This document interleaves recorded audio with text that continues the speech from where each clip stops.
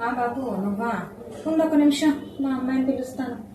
కొడపిల్ల కొడపిల్ల. అత్తయ్య గారు ఒకసారి ఇలా రామ్మా.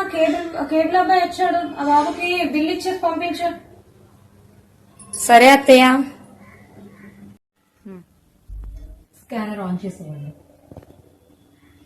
ఈ మంత్దే కదా? ఓకే.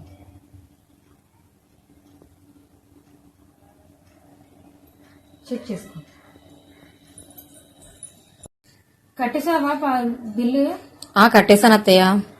సరే, అలాగే సాయంత్రం పాలోడు వస్తాను అన్నాడు, ఆడికి కూడా డబ్బులు ఇవ్వాలి కదా. ఆ డబ్బులు కూడా తీసి పప్పుల డబ్బాలో పెట్టు. నేను తర్వాత ఆడొచ్చినప్పుడు నేను ఇచ్చేస్తాను. మళ్ళీ నువ్వు ఉండకపోతే మళ్ళీ ఇబ్బంది కదా. సరే అత్తయ్య. సరే.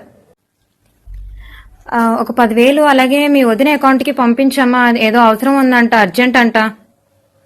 సరే అత్తయ్య గారు, నేను ఆఫీస్ బస్ ఎక్కగానే పంపిస్తాను. సరే, మర్చిపోకు మరి. సరే అత్తయ్య. వదిన ఇంట్లో ఉన్నావా? ఏం పనులన్నీ అయిపోయి ఏంటి ఇలా వచ్చా? రా కూర్చో. పనులన్నీ అయిపోయాయి వదిన, నువ్వు ఏం చేస్తున్నావు చూద్దామని వచ్చాను. చెప్పదినా ఏమి? మోడల్ డ్యూటీకి వెళ్ళిపోయిందా? ఇంకా ఏదో తయారవుతుంది, వెళ్తుంది ఇప్పుడు. ఏమాత్రం వస్తుంది వదినా జీపీ? ఎంత వస్తే ఏం లేమ్మా, ఎంత వచ్చినా ఆవిడగారే పెట్టుకుంటారు. మాకేమన్నా రూపాయి ఇస్తారా? ఏడుస్తారా? ఇంట్లో ఖర్చులకి ఏమి ఇవ్వదా? ఇవ్వదు రూపాయి కూడా.